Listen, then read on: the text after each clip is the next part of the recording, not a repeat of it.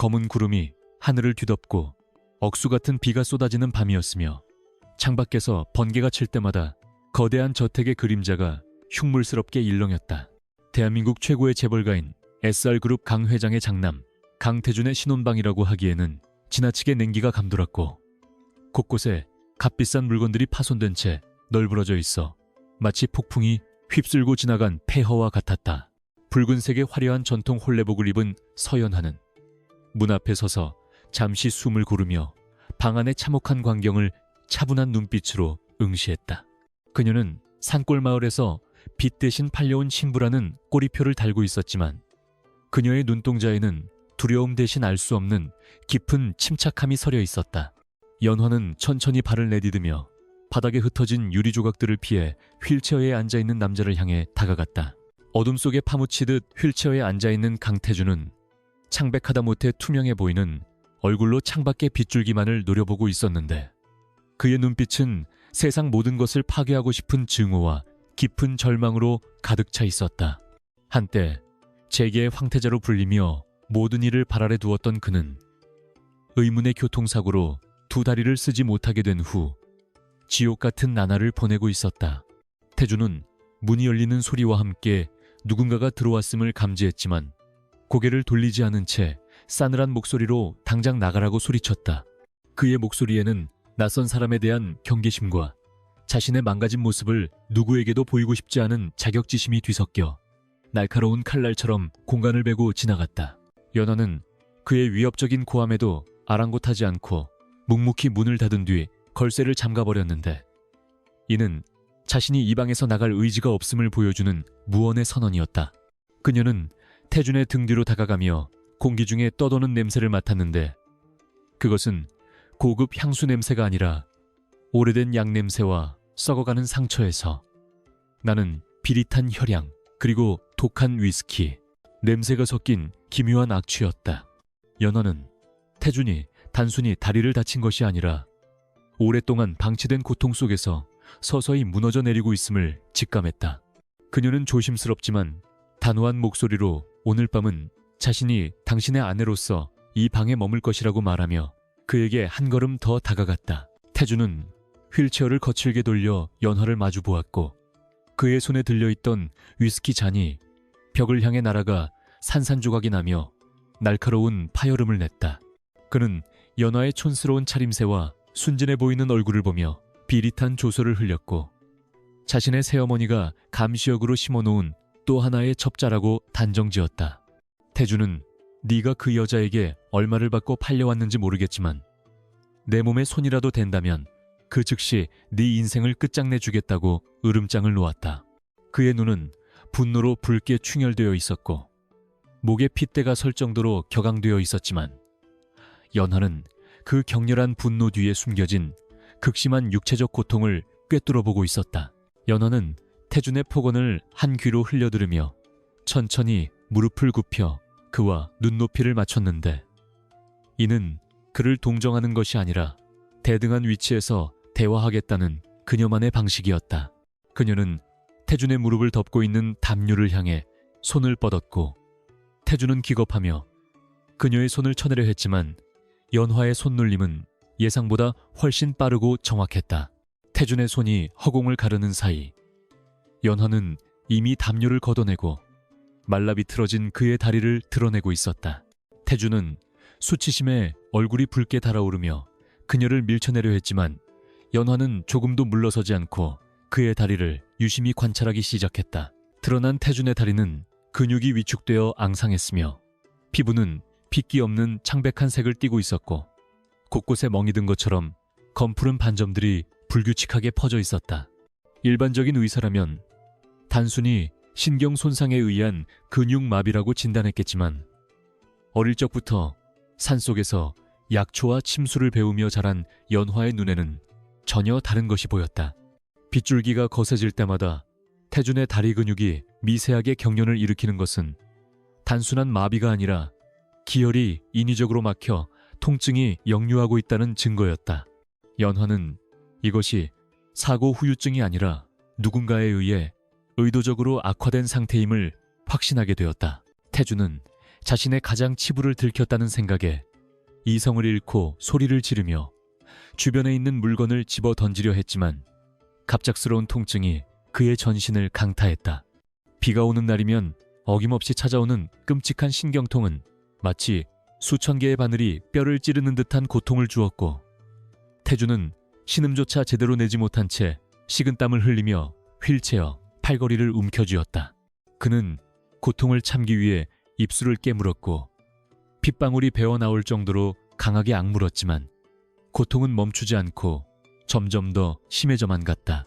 그는 눈앞이 하얗게 변하는 것을 느꼈고 이대로 정신을 잃고 싶다는 생각만이 머릿속을 가득 채웠다. 그 순간 연화의 따뜻하고 거친 손이 태준의 발목 부근에 있는 특정 혈자리를 강하게 압박했는데 그 힘은 여자의 것이라고 믿기 힘들 정도로 묵직하고 단단했다. 연화는 엄지손가락으로 족삼리 혈과 태충, 혀를 교차로 누르며 막혀있던 길을 뚫어주기 위해 내력을 집중했고 그녀의 이마에도 송글송글 땀방울이 맺히기 시작했다. 놀랍게도 연화의 손길이 닿은 지 불과 몇 초 만에 태준의 다리를 갉아먹던 끔찍한 고통이 거짓말처럼 찾아들기 시작했다. 태준은 거친 숨을 몰아쉬며 믿을 수 없다는 표정으로 자신의 다리와 연화의 얼굴을 번갈아 보았고 굳어있던 그의 표정에 처음으로 균열이 생겼다. 고통이 사라진 자리에 찾아온 것은 따뜻한 열기였으며 태준은 사고 이후 처음으로 자신의 다리에서 감각이라는 것을 아주 미미하게나마 느끼게 되었다. 그는 멍하니 연화를 바라보았고 방금 전까지 자신을 죽일 듯이 노려보던 맹수 같은 기세는 사라지고 혼란과 의구심만이 그 자리를 채웠다. 연화는 천천히 손을 떼고 자리에서 일어나 태준을 내려다보았는데 그녀의 눈빛은 더 이상 시골에서 온 순박한 소녀의 것이 아니라 생명을 다루는 의원의 위엄으로 빛나고 있었다. 그녀는 태준의 흔들리는 눈동자를 똑바로 응시하며 흐트러짐 없는 자세로 섰다. 연화는 침묵을 깨고 났지만 힘있는 목소리로 당신의 다리는 완전히 죽은 것이 아니며 신경이 끊어진 것이 아니라 독과 우열로 인해 잠들어 있는 것이라고 말했다. 그녀의 목소리는 방 안의 공기를 바꿀 만큼 확신에 차 있었고 태준은 평생 들어보지 못한 기이한 진단에 말문이 막혔다. 연화는 태준에게 자신을 믿고 맡긴다면 반드시 당신을 다시 걷게 만들어주겠다고 선언했는데 그것은 단순한 위로가 아니라 목숨을 건 약속과도 같았다. 폭풍우가 몰아치는 밤, 촌스러운 홀레복을 입은 여인의 입에서 나온 그 말은 태준의 운명을 송두리째 뒤흔들 서막이었다. 태준은 자신의 다리에서 느껴지는 기이한 온기에 혼란스러워하며 연화를 올려다보았는데 방금 전까지 그를 지배하던 사례는 호기심과 경계심으로 바뀌어 있었다. 그는 떨리는 손으로 자신의 허벅지를 감싸주며 이것이 마약성 진통제에 의한 일시적인 환각인지 아니면 정말로 신경이 반응하는 것인지 확인하려 들었고 연화의 확신에 찬 눈빛에서 거짓의 흔적을 찾으려 애썼다. 그는 쉰 목소리로 내 정체가 무엇인지 물으며 새어머니 최명희가 보낸 첩자라면 이런 기이한 재주를 부려 내 환심을 살 이유가 없다고 중얼거렸다. 태준에게 있어 연화는 단순히 돈에 팔려온 무지한 시골 처녀가 아니라 정체를 알 수 없는 미지의 존재이자 위험한 변수로 다시금 각인되고 있었다. 연화는 태준의 날카로운 질문에 당황하지 않고 침착하게 옷소매 안쪽에서 낡은 가죽 주머니를 꺼내 보였는데 그 안에는 크기와 굵기가 다른 은침들이 정갈하게 꽂혀 있었다. 그녀는 자신이 강원도 깊은 산골에서 이름 없는 의원으로 평생을 사신 조부 밑에서 자랐으며 현대의학이 포기한 병자들을 침과 약초로 살려내는 것을 수없이 목격했다고 담담하게 설명했다. 연화는 태준의 눈을 피하지 않고 당신의 다리를 고치는 것은 내게 있어 단순히 남편을 위한 봉사가 아니라 의원으로서의 자존심이 걸린 문제라고 덧붙였다. 그녀의 태도에는 비굴함이나 아첨이 전혀 섞여 있지 않았고 오히려 태준을 압도하는 묘한 기품이 서려 있어 그를 더욱 당혹스럽게 만들었다. 태준은 연화가 내민 은침을 잠시 응시하다가 입가에 비틀린 미소를 지었는데 그것은 희망을 본 사람의 미소가 아니라 벼랑 끝에서 동아줄을 발견한 사람의 처절한 웃음과도 같았다. 그는 만약 네가 호언장담한 대로 나를 걷게 만든다면 너는 SR그룹의 안주인으로서 누릴 수 있는 모든 부와 명예를 가지게 될 것이라고 제안하며 거래를 시도했다. 하지만 만약 실패하거나 내 몸에 해를 끼친다면 그 대가는 목숨으로 치러야 할 것이라고 덧붙이며 서늘한 살기를 내뿜었다. 태주는 평생을 이해 타산적인 관계 속에서 살아왔기에 연화의 호의를 순수하게 받아들이지 못하고 즉각적인 보상과 처벌이라는 계약 관계로 정의하려 들었다. 연화는 태준의 위협적인 제안을 듣고 고개를 가로저으며 자신이 원하는 것은 막대한 부나 명예가 아니라 이 집안에서 살아남을 수 있는 안전과 자유라고 명확하게 선을 그었다. 그녀는 자신이 이 집에 들어온 순간부터 최명희와 강민수 부사장의 눈의 가시가 되었음을 인지하고 있었고 태준이 회복되는 과정에서 자신에게 닥칠 위협을 막아줄 방패가 필요하다고 말했다. 연화는 당신의 다리가 낫는 날까지 나를 그들의 공격으로부터 보호하고 내가 원하는 약재와 치료 도구를 구할 수 있도록 전폭적인 지원을 해달라고 요구했다. 이는 단순한 부부관계를 넘어 생존을 위한 전략적 동맹을 맺자는 대담한 제안이었다. 태주는 연화의 당돌한 요구에 잠시 침묵했지만 이내 고개를 끄덕이며 그 제안을 수락했는데 그 역시 지금 당장 믿을 수 있는 사람이 단 한 명도 없는 고립무원의 처지였기 때문이었다. 그는 떨리는 손으로 협탁 서랍을 열어 만년필과 종이를 꺼내려 했지만 마비된 손끝이 말을 듣지 않아 펜을 떨어뜨리고 말았고 굴러가는 펜을 보며 자괴감에 입술을 깨물었다. 연화는 그 모습을 지켜보다가 말없이 다가와 바닥에 떨어진 펜을 주워 태준의 손에 쥐어주기보다 책상 위에 올려두며 그가 스스로 할 수 있다는 것을 믿는다는 듯 기다려 주었다. 그 짧은 순간의 배려는 태준의 얼어붙은 마음 한구석을 묘하게 자극했고 그는 다시 한번 힘을 내어 펜을 집어들 수 있었다.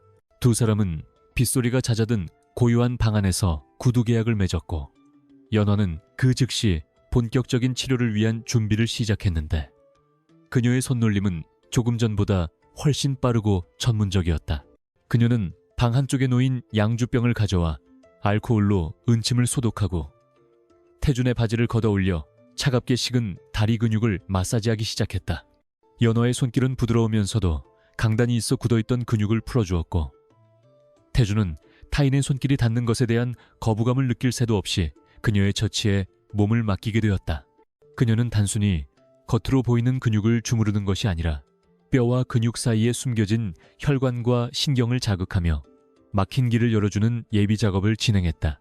연화는 첫 번째 침을 태준의 무릎 위쪽 양구혈에 꽂아 넣었는데 바늘이 피부를 뚫고 들어가는 순간 태준은 따끔함보다는 묵직한 전류가 흐르는 듯한 찌릿함을 느꼈다. 그는 본능적으로 움찔했지만 연화는 동요하지 않고 연속해서 족삼리, 현종, 택에 혈에 침을 놓으며 기의 흐름을 유도했다. 그녀는 침을 놓을 때마다 미세하게 침을 돌리며 자극의 강도를 조절했고 그때마다 태준의 다리 근육이 제멋대로 튀어오르는 반응을 보였다. 이것은 죽어있던 신경이 강제적인 자극에 의해 비명을 지르는 것과 같았지만 태준에게는 그 어떤 고통보다 반가운 생명의 신호처럼 느껴졌다. 시간이 흐를수록 연화의 이마에는 굵은 땀방울이 맺혀 흘러내렸는데 이는 단순히 육체적인 노동 때문이 아니라 환자의 기를 조절하기 위해 자신의 내력을 쏟아붓고 있었기 때문이었다. 그녀는 태준의 몸 안에 쌓인 독소가 일반적인 약물 중독 수준을 넘어섰음을 감지했고 침을 통해 독기를 피부 밖으로 배출시키려 안간힘을 썼다. 침이 꽂힌 자리 주변으로 검붉은 피가 조금씩 배어나오기 시작했는데 그것은 썩은 피와 독소가 섞여 나오는 명현 반응이었다. 연화는 거친 숨을 몰아쉬면서도 손끝의 떨림을 억제하며 마지막으로 가장 위험한 혈자리인 용천혈에 장침을 꽂아 넣을 준비를 했다. 태준은 자신의 다리에서 검붉은 피가 흘러나오는 광경을 보며 공포심을 느낄 법도 했지만 연화의 진지한 표정을 보며 기이한 안도감을 느꼈고 그녀에게 모든 것을 맡기기로 결심했다. 연화가 깊게 숨을 들이마시고 발바닥 중앙의 용천혈에 침을 찔러 넣자 태주는 척추를 타고 뇌까지 찌르는 듯한 강렬한 충격에 고개를 뒤로 젖히며 비명을 질렀다. 하지만 그 비명은 고통이라기보다는 오랫동안 막혀있던 댐이 터지면서 쏟아져 나오는 해방감에 가까웠고 그의 전신은 땀으로 흠뻑 젖어들었다. 태주는 눈앞이 번쩍이는 섬광을 보았고 그 순간만큼은 자신이 휠체어에 앉아있다는 사실조차 잊을 정도로 감각이 살아나는 것을 느꼈다. 한참의 시간이 지나고 연화가 하나둘씩 침을 제거하자 태주는 굿을 마친 사람처럼 탈진하여 휠체어에 늘어졌지만 그의 표정은 사고 이후 처음으로 편안해 보였다. 연화 역시 기력을 소진하여 바닥에 주저앉고 싶었지만 의원으로서의 품위를 지키기 위해 비틀거리는 다리를 지탱하며 태준의 다리에 묻은 피를 깨끗한 수건으로 닦아냈다. 그녀는 닦아낸 피의 색깔과 점도를 유심히 관찰하며 이 독이 단기간에 주입된 것이 아니라 아주 오랜 시간 동안 음식이나 약물을 통해 축적된 것임을 확신하게 되었다. 연화는 태준에게 오늘 치료는 시작에 불과하며 앞으로 뼈를 깎는 고통을 견뎌내야만 일어설 수 있다고 단호하게 경고했다. 태준은 가쁜 숨을 몰아쉬며 고개를 끄덕였고 땀에 젖은 앞머리 사이로 보이는 눈빛은 이전의 패배감에 젖은 눈빛이 아니라 사냥을 앞둔 맹수의 그것으로 변해 있었다. 그는 연화에게 나를 이렇게 만든 놈들이 누구인지 짐작이 가지만 물증이 없었다고 말하며 네가 발견한 독에 대한 정보를 비밀리에 기록해달라고 부탁했다. 태주는 이제야 비로소 연화를 자신의 아내가 아닌 전우이자 파트너로 인정하기 시작했고 두 사람 사이에는 묘한 신뢰의 기류가 흐르기 시작했다. 창밖의 폭풍우는 멈추고 구름 사이로 창백한 달빛이 쏟아져 들어와 두 사람을 비추었는데 이는 앞으로 닥칠 시련과 희망을 동시에 암시하는 듯했다. 새벽이 다가오면서 저택의 고용인들이 움직이는 소리가 들려오자 연화는 서둘러 치료 흔적을 지우고 핏자국이 묻은 수건과 침을 감추었다. 그녀는 태준에게 오늘 밤 있었던 일은 우리 둘만의 비밀이어야 하며 밖으로 나가는 순간부터 다시 냉담하고 사이 나쁜 부부로 연기해야 한다고 당부했다. 태준은 휠체어에 기대어 연화의 뒷모습을 바라보며 알 수 없는 감정을 느꼈는데 그것은 난생 처음 받아보는 조건 없는 헌신에 대한 낯설음과 고마움이었다. 그는 마음속으로 다짐했는데 만약 자신이 다시 일어선다면 제일 먼저 해야 할 일은 이 여자를 지키는 것이라고 생각했다. 연화는 옷매무새를 다듬고 태준의 침대 옆 소파에 자리를 잡았는데 그녀는 피로가 몰려왔음에도 불구하고 낯선 환경에서의 긴장감 때문에 쉽사리 잠들 수 없었다.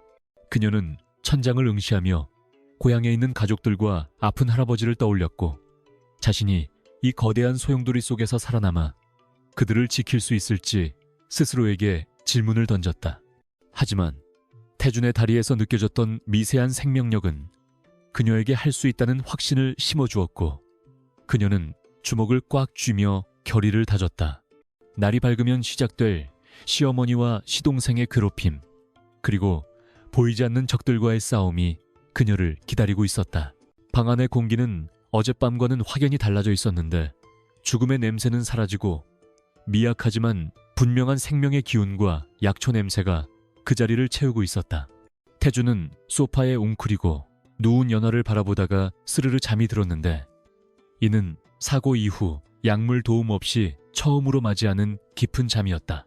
그날 밤 두 사람은 각자의 꿈속에서 서로 다른 미래를 보았지만 그들이 걷게 될 길은 이미 하나로 묶여버린 운명의 끈으로 단단히 연결되어 있었다. 어둠이 걷히고 여명이 밝아오며 SR그룹의 거대한 저택은 다시금 차가운 위용을 드러냈지만 그 안에서 일어나고 있는 작은 기적을 눈치챈 사람은 아직 아무도 없었다. 다음날 아침 SR그룹 본가의 식당은 마치 살얼음판 위를 걷는 듯한 긴장감이 감돌고 있었으며 화려한 샹들리에 불빛조차 그 아래 흐르는 냉기를 녹이지 못했다. 서연아는 강태준의 휠체어를 밀고 식당 입구에 들어섰는데 그녀의 단정한 차림새와 침착한 표정은 어젯밤의 홀레복 차림과는 또 다른 분위기를 풍기고 있었다. 식탁 상석에는 태준의 새어머니이자 현재 그룹의 실세인 최명희가 고고한 자태로 앉아 있었고 그 맞은편에는 그녀의 아들 강민수가 거만한 표정으로 턱을 괴고 있었다. 고용인들은 숨소리조차 내지 못한 채 벽에 붙어 서 있었고 접시와 포크가 부딪히는 소리만이 유난히 날카롭게 들려오는 숨막히는 아침이었다. 연화는 태준을 식탁 한쪽 끝에 자리 잡게 한 뒤 자신은 그 옆에 조용히 서서 시어머니와 시동생을 향해 정중하게 고개를 숙였다. 최명희는 찻잔을 내려놓으며 연화를 위아래로 훑어보았는데 그녀의 눈빛에는 촌구석에서 온 며느리에 대한 경멸과 혐오가 노골적으로 드러나 있었다. 그녀는 입가에 가식적인 미소를 띠며 아침부터 불청객을 보는 기분이 썩 좋지 않다고 말문을 열었고 그 목소리에는 우아함을 가장한 도끼가 서려 있었다. 최명희는 네가 그 돈을 받고 팔려왔으면 쥐 죽은 듯이 방 안에 처박혀 있을 것이지 감히 가족들이 식사하는 자리에 얼굴을 들이미냐고 쏘아붙였다. 그녀의 말은 단순한 꾸중이 아니라 연화의 존재 자체를 부정하고 모욕하려는 의도적인 도발이었으며 옆에 있던 강민수는 낄낄거리며 어머니의 말에 동조했다. 태주는 무표정한 얼굴로 식탁보만 바라보고 있었지만 휠체어 손잡이를 쥔 그의 손에는 힘이 들어가 하얗게 질려 있었다. 연화는 최명희의 모욕적인 언사에도 전혀 동요하지 않고 오히려 그녀의 얼굴을 유심히 관찰하기 시작했는데 이는 겁을 먹어서가 아니라 의원으로서의 본능이 발동했기 때문이었다. 최명희의 피부는 두꺼운 화장으로 가려져 있었지만 눈 밑에 검은 그림자와 칙칙한 안색은 감출 수 없었고 눈의 흰자 위에는 핏발이 서 있어 간의 기운이 극도로 상해 있음을 보여주었다. 연화는 그녀가 겉으로는 화려하고 강해 보이지만 속으로는 극심한 스트레스와 불면증 그리고 갱년기 화병으로 인해 몸이 썩어 들어가고 있음을 단번에 간파했다. 연화는 고개를 숙인 채 낮은 목소리로 어머님의 안색이 좋지 않아 보이시는데 혹시 밤새 두통과 가슴 답답함 때문에 잠을 설치지 않으셨냐고 전곡을 찌르는 질문을 던졌다. 최명희는 연화의 갑작스러운 질문에 당황하여 찻잔을 떨어뜨릴 뻔했고 자신의 은밀한 증상을 정확히 짚어낸 촌년의 말에 순간적으로 말문이 막혔다. 그녀는 누구에게도 자신의 약한 모습을 보이기 싫어 수면제와 진통제를 달고 살았지만 의사들조차 스트레스성이라고만 할 뿐 뚜렷한 원인을 찾지 못해 전전긍긍하던 차였다. 최명희는 짐짓 태연한 척하며 어디서 주워들은 얄팍한 지식으로 시어머니를 진찰하려 드느냐고 소리쳤지만 그녀의 목소리는 미세하게 떨리고 있었다. 연화는 물러서지 않고 어머님이 드시는 그 진한 홍차는 지금 어머님의 간에 독이 되니 국화차나 결명자차로 바꾸시는 게 좋겠다고 차분하게 조언을 덧붙였다. 그때 옆에서 지켜보던 강민수가 식탁을 내리치며 건방지게 어디서 훈계지르냐고 소리를 질렀는데 그의 눈은 술에 찌들어 탁했고 얼굴은 부석부석하게 부어 있었다. 그는 형이 병신이 되니까 형수라는 여자도 제정신이 아닌 것 같다며 비아냥거렸고 태준을 향해 혐오스러운 눈빛을 보냈다. 민수는 태준이 다리를 다친 이후 호시탐탐 후계자 자리를 노리고 있었기에 태준의 곁에 누군가가 붙어있다는 사실 자체가 불쾌하고 거슬렸던 것이다. 그는 연화에게 당장 내 눈앞에서 꺼지라고 소리치며 먹고 있던 빵 조각을 연화 쪽으로 던지는 만행을 저질렀고 빵 조각은 연화의 어깨에 맞고 바닥으로 떨어졌다. 고용인들은 경악하며 고개를 돌렸고 식당 안의 공기는 폭발 직전의 화약고처럼 일촉즉발의 상황으로 치달았다. 연화는 어깨에 묻은 빵 부스러기를 손으로 털어내며 민수를 똑바로 쳐다보았는데 그녀의 눈빛은 서늘하다 못해 차가워서 민수는 순간적으로 등골이 오싹해짐을 느꼈다.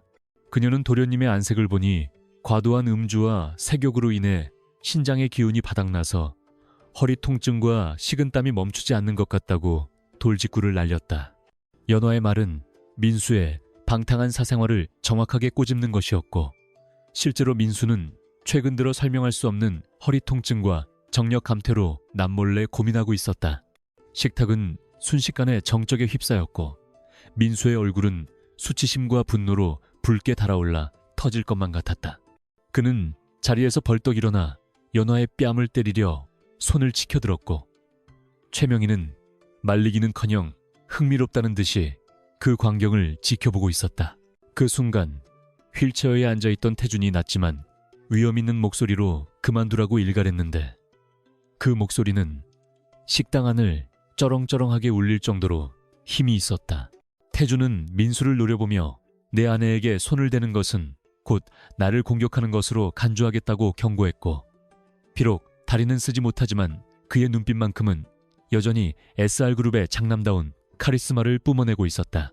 민수는 형의 기세에 눌려 멈칫했고 태준이 이렇게까지 강하게 나올 줄은 예상하지 못했기에 당황한 기색이 역력했다. 태준은 비릿한 미소를 지으며 재수씨가 틀린 말을 한 것도 아닌데 왜 그렇게 과민 반응을 하냐며 동생의 치부를 한 번 더 건드렸다.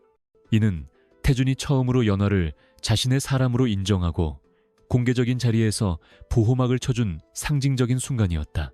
최명희는 사태가 자신들에게 불리하게 돌아가는 것을 감지하고 황급히 민수를 자리에 앉히며 아침 식사 자리에서 소란 피우지 말라고 짐짓 점잖은 척 상황을 정리하려 했다.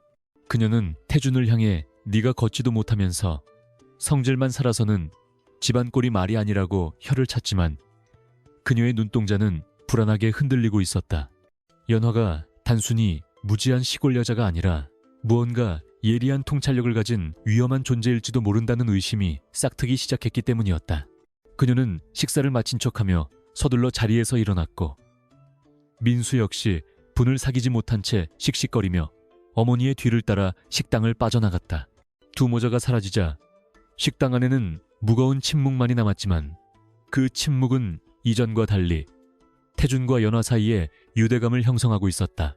태준은 고용인들을 모두 물러가게 한 뒤 연화를 올려다보며 방금 네가 한 말이 사실이냐고 물었는데 그의 표정에는 놀라움과 흥미가 뒤섞여 있었다.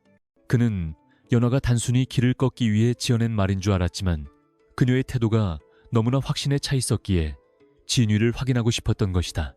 연화는 담담하게 사실이라고 대답하며 최명희는 간의 화가 심장에 영향을 주어 언제 쓰러져도 이상하지 않은 상태이고 강민수는 신장이 망가져 조만간 큰 병을 앓게 될 것이라고 설명했다. 그녀는 의학적 지식을 바탕으로 적들의 약점을 정확하게 파악하고 있었고 이것이 앞으로의 싸움에서 큰 무기가 될 것임을 암시했다.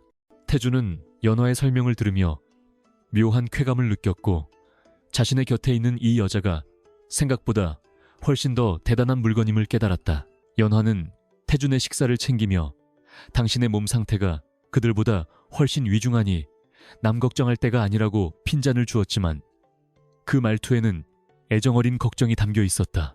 태준은 쓴웃음을 지으며 숟가락을 들었고 연화가 직접 조리해온 약선죽을 한 입 떠먹었는데 평소 입맛이 없어 식사를 거의 하지 않던 그가 처음으로 그릇을 비울 정도로 맛이 좋았다. 연화는 음식의 독을 해독하고 기력을 보충하는 약재를 은밀하게 섞어 넣었고 태준 역시 그 미묘한 양 냄새를 눈치챘지만 아무 말 없이 받아들였다.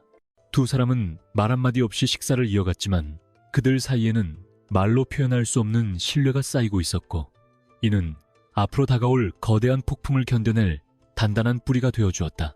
식사를 마친 후 연화는 태준을 데리고 정원으로 산책을 나갔는데 비온 뒤의 정원은 싱그러운 풀냄새로 가득했고 햇살은 따사롭게 내리쬐고 있었다.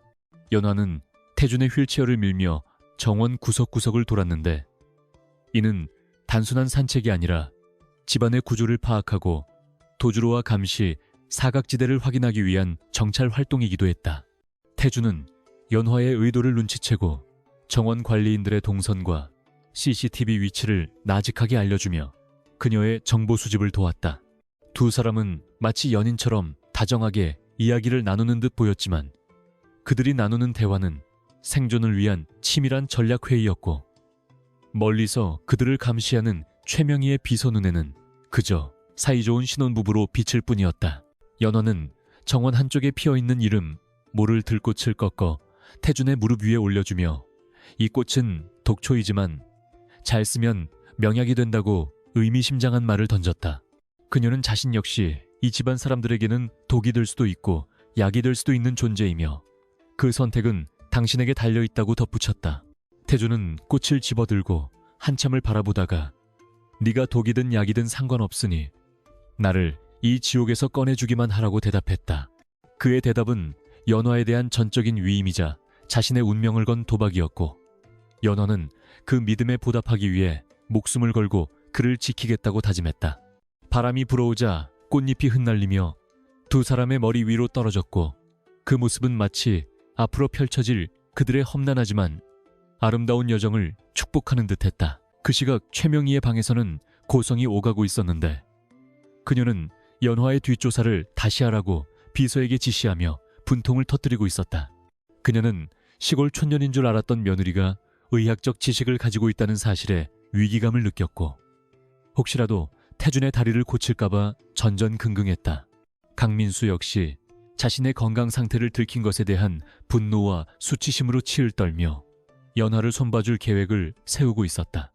그들은 연화가 태준에게 힘이 되기 전에 싹을 잘라버려야 한다고 판단했고 더욱 악랄하고 교묘한 방법으로 두 사람을 압박하기로 결의했다. SR그룹의 저택은 겉으로는 평화로워 보였지만 그 안에서는 이미 소리 없는 전쟁이 시작되었고 그 전쟁의 중심에는 연화와 태준이 서 있었다. 태준은 자신의 방으로 돌아와 연화가 처방해준 탕약을 마시며 씁쓸한 맛 뒤에 느껴지는 미세한 온기를 음미했다. 그는 창밖을 바라보며 오랫동안 잊고 있었던 야망이라는 불씨가 다시 타오르는 것을 느꼈고 잃어버린 모든 것을 되찾겠다는 의지를 불태웠다. 연화는 태준의 다리에 침을 놓으며 그의 근육이 조금씩 반응하는 것을 확인하고 희망의 끈을 놓지 않았다. 그녀는 태준에게 당신은 반드시 일어설 것이며 그때가 되면 당신을 비웃던 모든 사람들이 당신 앞에 무릎을 꿇게 될 것이라고 격려했다. 태준은 연화의 손을 잡고 고개를 끄덕였으며 두 사람의 눈빛이 허공에서 부딪히며 강렬한 스파크를 일으켰다. 연화는 태준이 잠든 깊은 밤이 되어서야 비로소 움직이기 시작했는데 그녀의 목적지는 부엌이 아니라 태준의 방 한구석에 놓인 약탕기와 보약들이 쌓여있는 수납장이었다.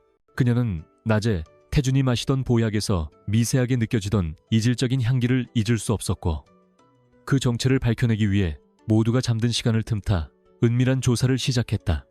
연화는 최명희가 지극정성으로 보낸다는 녹용과 산삼이 든 보약 파우치를 하나 뜯어 그 내용을 하얀 도자기 그릇에 쏟아부었다.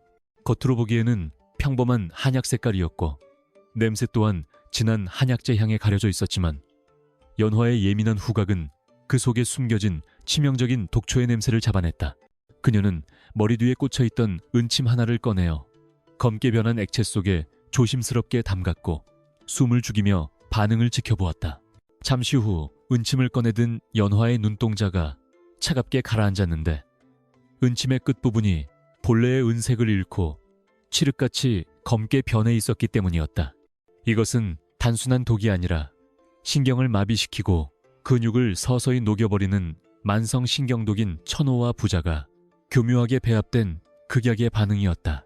연화는 이 약이 태준의 다리를 고치는 약이 아니라 그를 평생 휠체어에 묶어두고 서서히 죽어가게 만드는 살인 도구였음을 확인하고 치밀어 오르는 분노를 억눌렀다. 그녀는 이 사실을 태준에게 알려야 했지만 충격을 받을 그를 생각하니 마음이 무거웠고 동시에 이 집안 인간들의 잔혹함에 치를 떨었다. 연화는 증거가 될 변색된 은침과 보약 샘플을 챙겨 다시 침실로 돌아왔고 태준의 평온한 잠든 얼굴을 보며 반드시 그를 지켜내겠다고 다짐했다. 다음날 아침 연화는 태준이 눈을 뜨자마자 밤새 분석한 결과물을 그에게 보여주며 충격적인 진실을 알렸는데 태준의 반응은 예상보다 훨씬 격렬했다. 그는 자신의 어머니라고 불리는 여자가 보낸 약이 자신을 죽이는 독이었다는 사실에 배신감과 공포를 느끼며 온몸을 사시나무 떨듯 떨었다.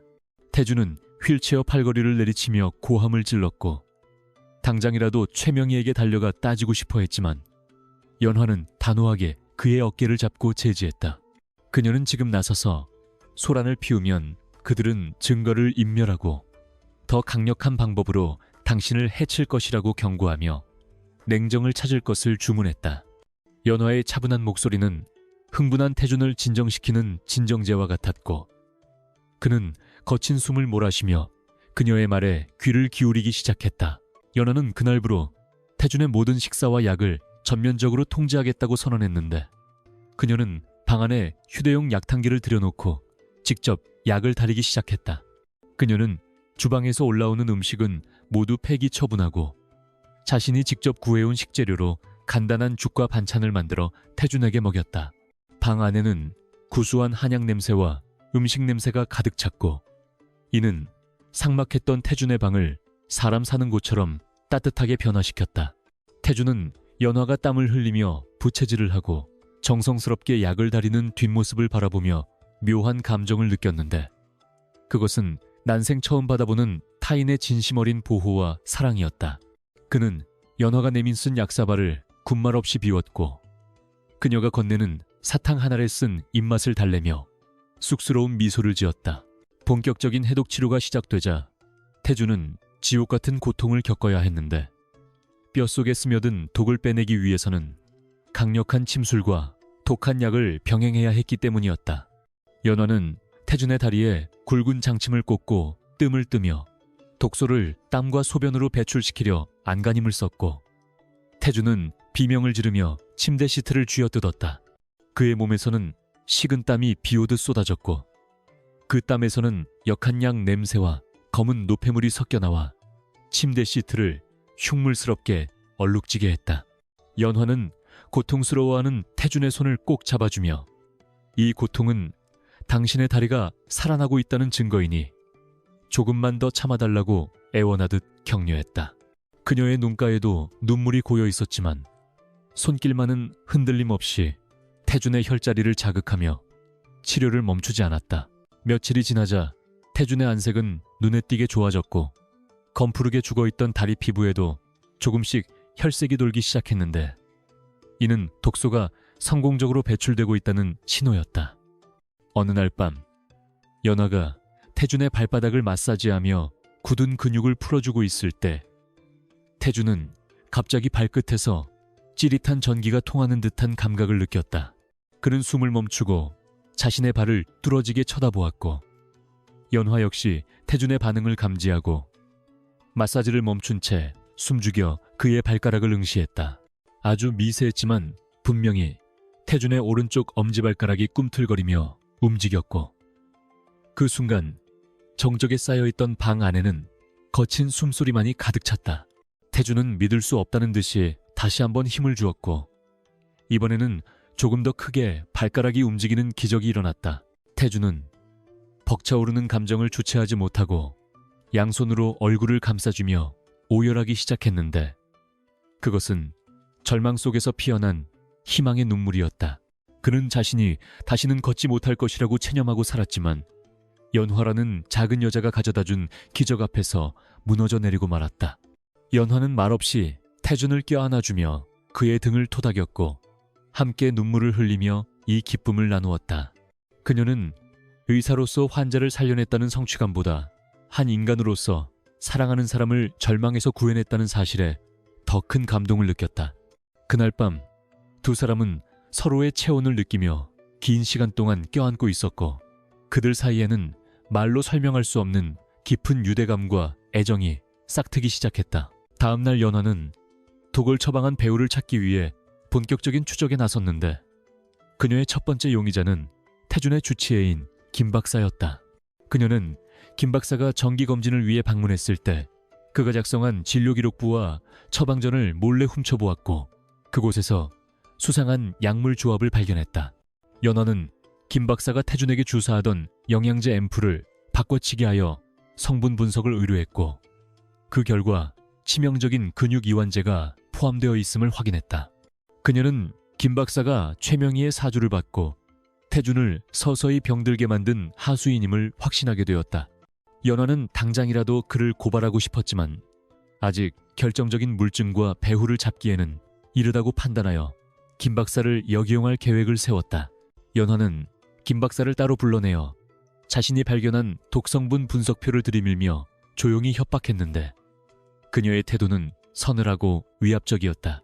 그녀는 이 사실이 경찰이나 언론에 알려지면 당신의 의사 면허는 박탈되고 감옥에서 평생 썩게 될 것이라고 경고하며 살 길을 제시했다. 연화는 앞으로 태준에게 투여하는 모든 약물을 자신이 지시한 것으로 바꾸고 최명희에게는 태준의 상태가 여전히 나쁘다고 거짓 보고를 하라고 지시했다. 김 박사는 자신의 목숨줄을 쥐고 흔드는 연화의 기세에 눌려 덜덜 떨며 그녀의 요구를 받아들였고 연화는 그를 자신의 이중첩자로 만들어버렸다. 이로써 연화는 적의 눈과 귀를 속이고 태준을 안전하게 치료할 수 있는 완벽한 환경을 조성하게 되었다. 태준은 연화가 김 박사를 제압하고 돌아왔다는 이야기를 듣고 그녀의 대담함과 치밀함에 혀를 내둘렀으며 그녀를 바라보는 눈빛에 경이로움이 서렸다. 그는 자신이 그토록 무서워하고 경계했던 적들을 연화가 하나둘씩 무력화시키는 것을 보며 그녀가 자신에게 얼마나 필요한 존재인지 뼈저리게 느꼈다. 태준은 연화의 손을 잡고 진지한 눈빛으로 고맙다는 말을 전했는데 그 말 한마디에는 그동안 표현하지 못했던 수만 가지의 감정이 담겨 있었다. 연화는 수줍게 웃으며 아직 갈 길이 멀다고 말했지만 그녀의 얼굴에는 승리자의 여유와 자신감이 넘쳐 흘렀다. 두 사람은 이제 단순한 부부가 아니라 생사를 함께하는 동지가 되어 거대한 악에 맞서 싸울 준비를 마쳤다. 한편 최명희는 김 박사로부터 태준의 상태가 악화되어 곧 죽을지도 모른다는 거짓 보고를 받고 회심의 미소를 지었다. 그녀는 눈의 가시 같은 태준이 사라지면 그룹 전체를 자신의 아들 민수에게 물려줄 수 있을 것이라 확신하며 샴페인을 터뜨렸다. 하지만 그녀는 자신이 심어놓은 첩자가 이미 연화의 손바닥 안에서 놀아나고 있다는 사실을 까맣게 모르고 있었고 자신의 파멸이 서서히 다가오고 있음을 눈치채지 못했다. 최명희의 오만함과 방심은 결국 그녀의 가장 큰 약점이 될 것이며 연화는 그 틈을 파고들어 치명적인 일격을 가할 준비를 하고 있었다. 연화는 태준의 재활훈련 강도를 높이며 그가 스스로 일어설 수 있도록 혹독하게 몰아붙였는데 태준은 불평 한마디 없이 땀을 흘리며 그녀의 지시를 따랐다. 그는 늦은 밤 평행봉을 잡고 떨리는 다리로 일어서는 연습을 반복했고 수없이 넘어지고 깨지면서도 포기하지 않았다. 연화는 넘어진 태준을 일으켜 세우며 당신은 할 수 있다고 끊임없이 용기를 불어넣어 주었고 태준은 그녀의 응원에 힘입어 다시 한번 땅을 딛고 일어섰다. 마침내 태준이 연화의 부축 없이 혼자서 3초간 서 있는데 성공했을 때 두 사람은 서로를 끌어안고 환호성을 질렀다. 그들의 기쁨은 닫혀있던 방문 틈새로 새어나가 차가운 복도를 따뜻하게 데우고 있었다. 며칠 뒤 SR그룹이 주최하는 연례자선 파티 초대장이 태준의 방으로 날아들었는데 그것은 정중한 초대가 아니라 최명희가 던진 비열한 도전장과도 같았다. 최명희는 집안의 집사를 통해 연화에게 파티 참석을 명하며 주제넘게 나대지 말고 구석에 박혀있으라는 모욕적인 언사를 함께 전해왔다. 그녀의 의도는 명백했는데 정재계 인사들이 모두 모인 화려한 자리에서 촌스러운 며느리를 공개적으로 망신주고 태준의 무능함을 다시 한번 각인시키려는 것이었다. 태준은 분노에 차 초대장을 구겨버리려 했지만 연화는 침착하게 그의 손을 잡으며 이것은 오히려 기회가 될 수 있다고 그를 진정시켰다. 그녀는 그들이 파놓은 함정을 우아하게 밟고 지나가 그들 스스로가 그 구덩이에 빠지게 만들 것이라고 자신감 넘치는 눈빛으로 말했다. 파티 당일 저녁 연화는 최명희가 보낸 촌스럽고 유행지는 드레스 대신 자신이 직접 수선한 옥색 개량 한복을 입고 나타났다. 낡은 장롱 속에 처박혀 있던 한복이었지만 연화의 손길을 거쳐 단아하면서도 고풍스러운 기품이 흐르는 옷으로 재탄생해 있었다. 화려한 보석 하나 없이 쪽진 머리에 은비녀 하나만을 꽂았을 뿐인데도 그녀에게선 범접할 수 없는 아우라가 뿜어져 나왔다. 휠체어에 앉아있던 태준은 넋을 잃고 그녀를 바라보았는데 매일 보던 얼굴이었지만 오늘따라 그녀가 눈부시게 아름다워 보여 가슴이 세차게 뛰었다. 태준은 자신의 초라한 다리가 원망스러웠지만 연화가 내민 손을 잡으며 오늘 밤 그녀의 가장 든든한 파트너가 되어주겠다고 다짐했다. 호텔 연회장은 대한민국 상류층 인사들로 발 디딜 틈이 없었고 화려한 샹들리에와 값비싼 보석들이 눈을 멀게 할 정도로 번쩍이고 있었다. 최명희와 강민수는 호스트로서 손님들을 맞이하며 가식적인 미소를 짓고 있었는데 태준과 연화가 등장하자 장내의 시선이 일제히 그들에게 쏠렸다. 사람들은 휠체어를 탄 폐인 같은 황태자와 그의 촌구석 신부를 보며 수군거렸고 그 눈빛들에는 호기심보다는 조롱과 동정이 섞여 있었다. 최명희는 보란듯이 다가와 연화의 어깨를 감싸며 며느리가 시골에서 자라 예절을 잘 모르니 실수를 해도 너그럽게 봐달라고 큰 소리로 비아냥거렸다. 그 말에 주변 사람들은 킥킥거리며 웃음을 터뜨렸지만 연화는 흔들리지 않고 고개를 꼿꼿이 세운 채 온화한 미소로 그들의 무례함을 받아넘겼다. 파티가 무르익어갈 무렵 연회장 한쪽에서 갑자기 쨍그랑하는 소리와 함께 비명소리가 터져나왔고 웅성거림이 파도처럼 퍼져나갔다. 정계의 거물이자 SR그룹의 주요 주주인 박 회장이 가슴을 부여잡고 바닥에 쓰러져 거품을 물고 발작을 일으키고 있었던 것이다. 주변에 있던 사람들은 공포에 질려 뒷걸음질 쳤고 호텔 측에서 급히 의료진을 불렀지만 꽉 막힌 도로 사정 때문에 구급차 도착이 지연되고 있었다. 파티에 참석했던 유명 대학병원 원장이 달려와 응급처치를 시도했지만 박 회장의 호흡은 점점 옅어지고 얼굴은 시퍼렇게 질려가고 있었다. 최명희와 강민수는 자신들의 파티가 망쳐질까 전전긍긍하며 어쩔 줄 몰라 발만 동동 구르고 있었고 사태는 걷잡을 수 없이 악화되어 갔다. 그 절체절명의 순간 연화가 인파를 헤치고 앞으로 걸어나갔는데 그녀의 발걸음에는 망설임이 없었고 눈빛은 수술대에선 집도애처럼 날카로웠다. 최명희는 내까지 게 뭘 안다고 나서냐며 당장 꺼지라고 소리쳤지만 연화는 그녀를 매섭게 노려보며 환자를 죽이고 싶지 않으면 비키라고 일갈했다. 평소의 순종적인 모습은 온데간데 없고 사람을 압도하는 기세에 최명희는 흠칫 놀라 뒤로 물러섰고 좌중은 숨을 죽이고 그 광경을 지켜보았다.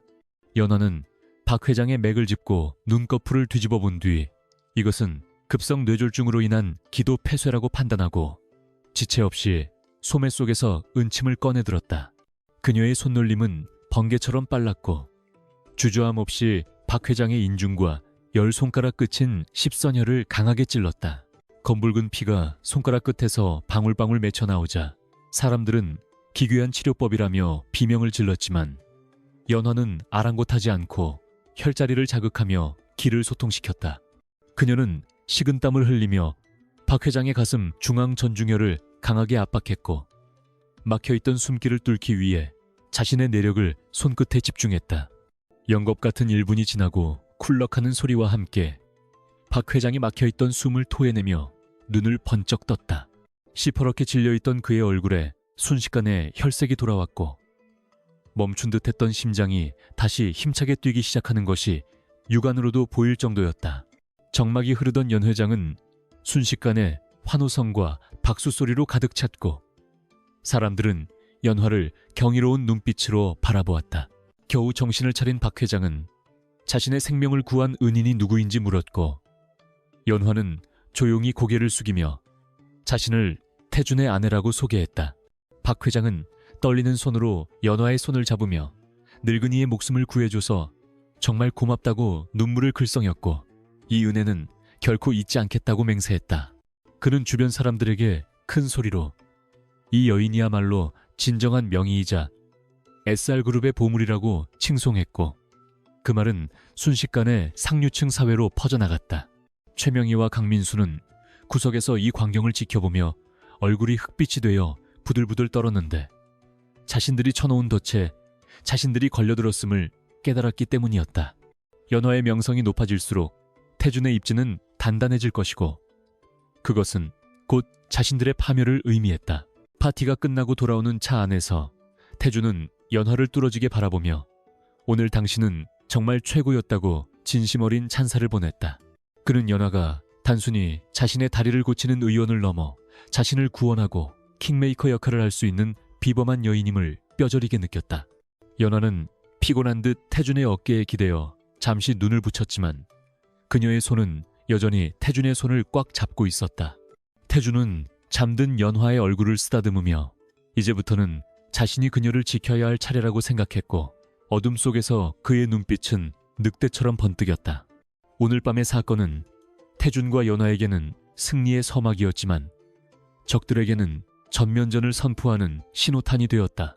한편 저택으로 돌아온 최명희는 분노를 참지 못하고 방 안에 화병을 집어던지며 미친 듯이 소리를 질렀다. 그녀는 감히 천안초년이 자신의 무대에서 주인공 행세를 한 것을 용서할 수 없었고 박 회장의 지지까지 얻게 된 상황에 극심한 위기감을 느꼈다. 강민수는 술을 들이키며 어머니에게 이제 더 이상 지체할 시간이 없다고 말하며 놈들이 힘을 키우기 전에 확실하게 밟아버려야 한다고 독촉했다. 그들은 연화가 태준을 치료하고 있다는 사실을 눈치채고 있었고 만약 태준이 두 다리로 일어서는 날에는 자신들이 저지른 모든 비리가 드러날 것을 두려워했다. 최명희의 눈에는 살기가 감돌았고 그녀는 비서실장에게 전화를 걸어 오랫동안 준비해왔던 플랜 B를 실행하라고 차갑게 지시했다.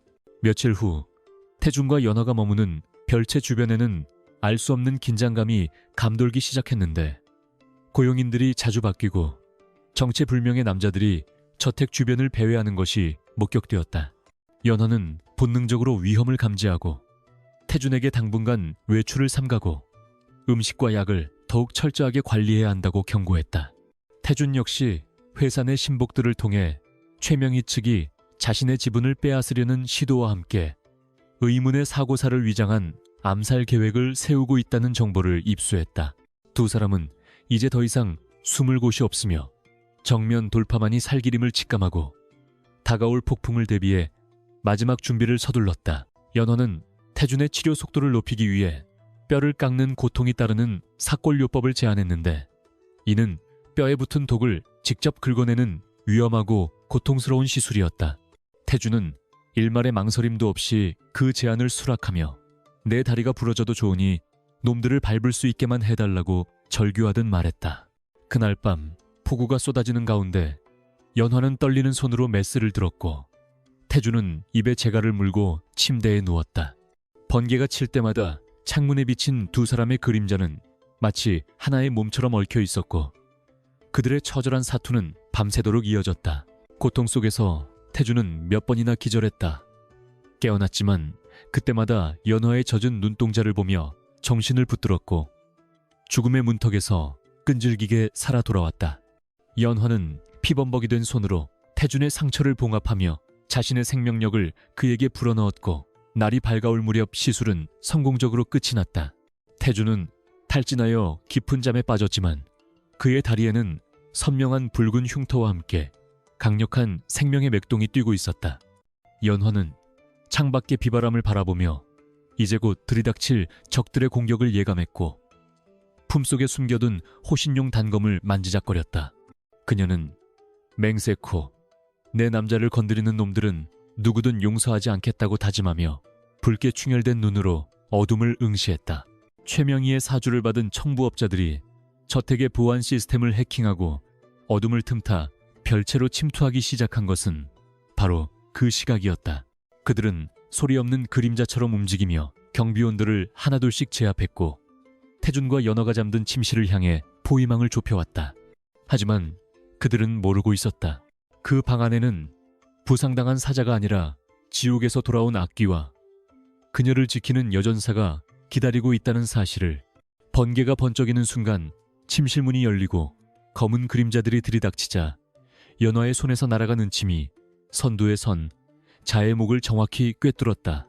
비명소리와 함께 시작된 그 밤의 전투는 SR그룹의 역사를 바꿀 피의 서막이었다.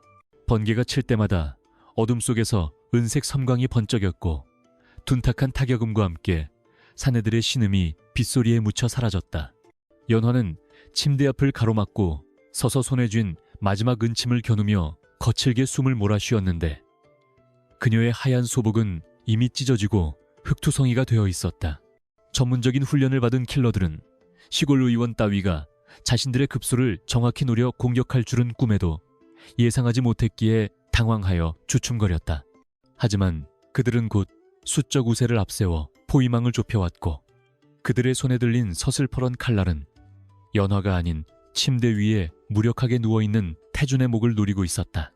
연화는 공포에 질릴 시간조차 없이 본능적으로 몸을 던져 날아드는 칼날을 막아섰고 날카로운 금속이 살을 파고드는 끔찍한 소리가 방 안을 울렸다. 연화의 왼쪽 어깨에서 붉은 선혈이 솟구쳐 올라 태준의 하얀 침대 시트를 적셨고 그녀는 고통에 찬 비명을 삼키며 바닥으로 쓰러졌다. 마취 기운에 취해 몽롱한 상태였던 태준은 얼굴 위로 튀는 뜨거운 액체의 감촉에 번쩍 눈을 떴고 눈앞에서 벌어지는 참혹한 광경에 심장이 멎는 듯한 충격을 받았다. 자신이 지켜야 할 여자가 자신을 대신해 피를 흘리며 쓰러져 있는 모습은 태준의 내면에 잠재되어 있던 야수 같은 본능을 일깨우는 기폭제가 되었다. 그의 머릿속에서 이성의 끈이 툭 끊어지는 소리가 들렸고 태준은 짐승 같은 포효를 내지르며 마비되어 있던 하체에 전신을 비틀어 힘을 주었다. 기적은 절망의 끝자락에서 일어났는데 태준의 다리 근육이 팽팽하게 긴장하며 침대를 박차고 튀어오르는 믿을 수 없는 괴력을 발휘했다. 그는 침대 옆 협탁에 놓여있던 무거운 크리스털 스탠드를 집어들어 연화를 향해 칼을 치켜든 킬러의 후두부를 내리찍었고 둔탁한 파열음과 함께 거구의 사내가 바닥으로 고꾸라졌다. 태준은 침대에서 굴러떨어지면서도 연화의 몸을 감싸 안았고 자신의 등을 킬러들에게 노출하며 인간 방패가 되어 그녀를 보호했다. 그의 눈빛은 지옥에서 기어올라온 악귀처럼 붉게 충혈되어 있었고 살기를 띤 그 모습에 킬러들은 순간적으로 공포를 느껴 뒷걸음질 쳤다. 그 절체절명의 순간 요란한 사이렌 소리와 함께 별채의 문이 부서지며 태준의 신복인 김 실장과 경호원들이 들이닥쳤다. 상황이 역전되었음을 직감한 킬러들은 창문을 깨고 도주를 시도했지만 분노한 경호원들에 의해 제압당하거나 어둠 속으로 사라졌다.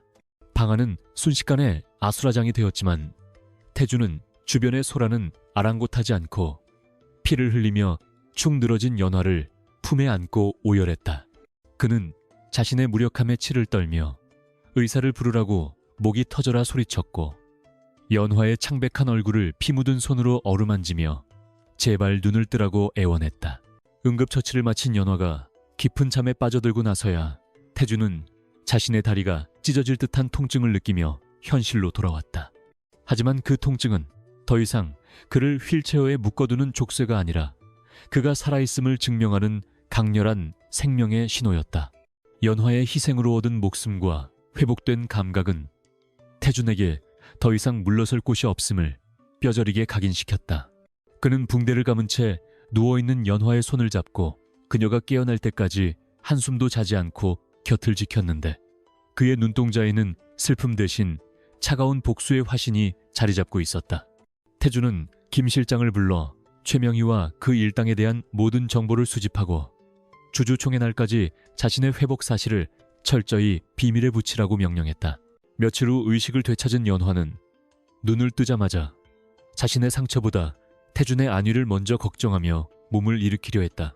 태준은 그런 그녀를 조심스럽게 눕히며 이제 다 끝났으니 걱정하지 말라고 안심시켰지만 연화는 태준의 눈빛이 예전과는 완전히 달라져 있음을 감지했다. 그는 더 이상 과거의 상처에 얽매인 유약한 남자가 아니었으며 사랑하는 사람을 지키기 위해 기꺼이 악마가 될 준비를 마친 냉혹한 승부사였다. 태준은 연화에게 당신이 흘린 피 한 방울마다 그들은 피눈물을 흘리게 될 것이라고 맹세하며 그녀의 이마에 입을 맞췄다. 태준의 재활 훈련은 그날 이후 더욱 혹독하고 처절하게 진행되었는데 그는 인간의 한계를 넘어서는 고통을 씹어 삼키며 훈련에 매진했다. 뼈를 깎아내는 수술의 후유증과 근육이 찢어지는 듯한 통증이 시도 때도 없이 찾아왔지만 그는 연화의 흉터를 떠올리며 비명 한 번 지르지 않고 버텨냈다. 연화는 휠체어에 앉아 태준의 훈련 과정을 지켜보며 가슴이 미어지는 아픔을 느꼈지만 그가 스스로 일어서야만 이 싸움에서 승리할 수 있음을 알기에 눈물을 삼키며 침묵했다. 비가 쏟아지는 날밤 태준은 마침내 평행봉 없이 비틀거리는 다리로 정원 한가운데까지 걸어나갔고 빗물과 땀으로 범벅이 된 채 하늘을 향해 주먹을 쥐어 보였다. 주주총회가 일주일 앞으로 다가온 시점에서 최명희 측은 태준이 암살 시도의 충격으로 식물인간 상태가 되었다는 헛소문을 퍼뜨리며 승리를 확신하고 있었다. 그들은 이사들을 매수하고 언론을 조작하여 태준을 회장직에서 해임하고 강민수를 새로운 회장으로 추대하기 위한 모든 준비를 마쳤다. 하지만 그들은 태준의 별채지하 벙커에서 벌어지고 있는 처절한 복수의 칼날 갈기를 전혀 눈치채지 못하고 있었다. 태준은 낮에는 병상에 누워 의식 불명 환자 연기를 했고, 밤에는 연화의 도움을 받아 걷는 연습과 발성 연습을 하며 완벽한 부활을 준비했다. 연화는 태준의 완벽한 회복을 위해 가문의 비기로 전해 내려오는 칠성환이라는 극약을 조제하기로 결심했다. 이 약은 죽어가는 사람도 살린다는 명약이지만 조제 과정이 까다롭고 약재를 구하기 힘들어 평생에 한 번 만들까 말까 한 약이었다. 그녀는 자신의 몸이 회복되지 않은 상태에서 무리하게 내력을 소모하여 약을 만들었고, 그 과정에서 코피를 쏟고 쓰러지기도 했다. 하지만 태준이 다시 당당하게 세상 앞에 서는 모습을 보기 위해서라면 자신의 수명이 줄어드는 것쯤은 아무것도 아니라고 생각했다. 마침내 완성된 칠성환을 태준의 입에 넣어주며 연화는 이것이 우리의 마지막 승부수라고 비장하게 말했다. 약을 복용한 태준의 몸에서는 엄청난 열기가 뿜어져 나왔고, 그는 며칠 밤낮을 고열에 시달리며 사경을 헤맸다. 연화는 물수건으로 그의 몸을 닦아주고 밤새도록 그의 곁을 지키며 기도를 올렸는데, 이는 의술을 넘어선 간절한 염원이었다. 열이 내리고 태준이 눈을 떴을 때 그의 눈동자는 맑은 호수처럼 깊고 투명해져 있었으며 전신에는 활력이 넘쳐 흘렀다. 그는 침대에서 내려와 바닥을 딛고 섰는데 이번에는 다리에 조금의 떨림도 없었고 대지를 단단하게 움켜쥐는 힘이 느껴졌다. 태준은 연화를 번쩍 안아들고 방 안을 빙글빙글 돌며 아이처럼 기뻐했고, 두 사람의 웃음소리가 별채의 침묵을 깼다. 결전의 날이 밝아오자 태준은 맞춤 정장을 입고 거울 앞에 섰는데 그의 모습은 사고 이전보다 훨씬 더 강인하고 위험 있어 보였다. 연화는 태준의 넥타이를 매주며 당신은 오늘 세상에서 가장 멋진 왕이 될 것이라고 속삭였다. 태준은 연화의 손을 잡고 이 모든 영광은 당신의 것이며 오늘이 지나면 우리는 진짜 부부로서 새로운 삶을 시작하자고 약속했다. 두 사람은 서로의 눈을 깊이 바라보며 굳건한 신뢰를 확인했고 망설임 없이 문을 열고 전장으로 향했다. 밖에는 수많은 기자와 주주들이 그들을 기다리고 있었고 그곳은 곧 피비린내. 나는 전쟁터가 될 예정이었지만 두 사람에게 두려움 따위는 없었다. SR그룹 본사로 향하는 차 안에서 태준은 김 실장으로부터 최명희 일당이 회의실에 모여 축배를 들고 있다는 보고를 받았다. 그는 차갑게 미소 지으며 그들의 축배가 곧 독배가 될 것임을 예고했고 연화의 손을 더욱 꽉 잡았다. 연화는 창밖을 스쳐 지나가는 풍경을 바라보며 시골 소녀가 재벌가의 안주인이 되어 거대한 악과 맞서 싸우게 된 운명의 장난에 묘한 감회를 느꼈다. 하지만 그녀는 후회하지 않았고 자신의 선택이 옳았음을 증명하기 위해 끝까지 싸울 각오가 되어 있었다.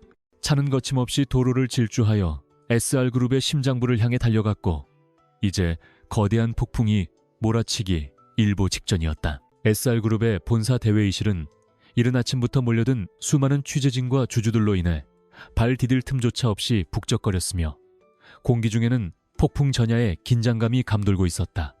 회의실 상석에는 최명희가 승자의 여유를 만끽하며 붉은색 정장을 입고 앉아 있었는데 그녀의 입가에는 숨길 수 없는 미소가 번지고 있었다. 그녀는 오늘이 지나면 눈엣 가시 같았던 강태준을 영원히 매장시키고 자신의 아들 강민수를 회장 자리에 앉혀 그룹을 완전히 장악할 수 있을 것이라 확신했다. 강민수 역시 어머니 옆에 앉아 거만한 자세로 다리를 꼬고 있었으며 주주들을 향해 여유롭게 손을 흔드는 등 이미 회장이 된 것처럼 행동하고 있었다. 회의장 곳곳에는 최명희에게 매수된 이사들이 포진하여 분위기를 주도하고 있었고 그들은 태준의 회의만이 통과되는 것은 시간 문제라고 떠들어대고 있었다. 사회자가 떨리는 목소리로 임시 주주총회의 개회를 선언하자 장내는 순식간에 조용해졌고 수백 개의 눈동자가 단상을 향해 집중되었다. 최명희는 우아하게 자리에서 일어나 마이크를 잡고 거짓된 눈물을 글썽이며 연기를 시작했는데 그녀의 목소리는 가증스럽기 짝이 없었다. 그녀는 태준이 불의의 사고로 심신이 미약해져 더 이상 그룹을 이끌 수 없는 상태가 되었다고 주장하며 회사의 미래를 위해 읍참마속의 심정으로 해임안을 제출한다고 호소했다. 주주들은 웅성거리며 동요하기 시작했고 미리 섭외된 바람잡이들이 태준의 무능함을 성토하며 분위기를 험악하게 몰아갔다. 화면에는 조작된 태준의 병상일지가 띄워졌고 그가 식물인간이나 다름없다는 의사의 가짜 소견서가 낭독되자 장내에는 탄식이 흘러나왔다. 그때 굳게 닫혀있던 회의실의 거대한 문이 굉음과 함께 양쪽으로 활짝 열리며 찬물을 끼얹은 듯한 정적이 찾아왔다. 문 입구에는 단정한 정장 차림의 서연화가 휠체어를 밀고 서 있었고 휠체어에는 강태준이 창백하지만 날카로운 눈빛으로 앉아 있었다. 수백 대의 카메라 플래시가 일제히 터지며 눈을 뜰 수 없을 정도의 섬광이 쏟아졌지만 두 사람은 눈 하나 깜짝하지 않고 당당하게 회의장 중앙 통로를 가로질러 나아갔다. 태준의 등장은 죽은 줄 알았던 왕의 귀환과도 같아서 좌중을 압도했고 최명희와 강민수의 얼굴은 순식간에 경악으로 물들어 핏기가 사라졌다. 연화는 흔들림 없는 걸음걸이로 단상 앞까지 걸어가 휠체어를 세웠고 태준을 내려다보는 최명희를 향해 싸늘한 미소를 지어 보였다. 최명희는 당황한 기색을 감추며 마이크를 잡고 이곳은 신성한 주주총회장이니 외부인은 당장 나가라고 소리쳤지만 목소리는 미세하게 떨리고 있었다.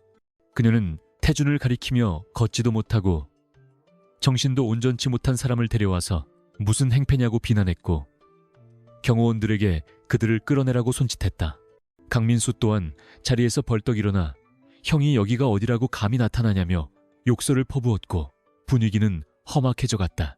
주주들은 태준의 초췌한 모습을 보며 수군거렸고 그가 정말로 회장직을 수행할 수 있을지에 대해 의구심을 품는 눈치였다. 연화는 태준의 어깨에 손을 올리며 작게 고개를 끄덕였는데 그것은 이제 당신이 보여줄 차례라는 무언의 신호이자 가장 강력한 응원이었다. 태준은 휠체어 팔걸이를 양손으로 꽉 움켜쥐었는데 손등에 핏줄이 튀어나올 정도로 강한 힘이 들어가 있었다.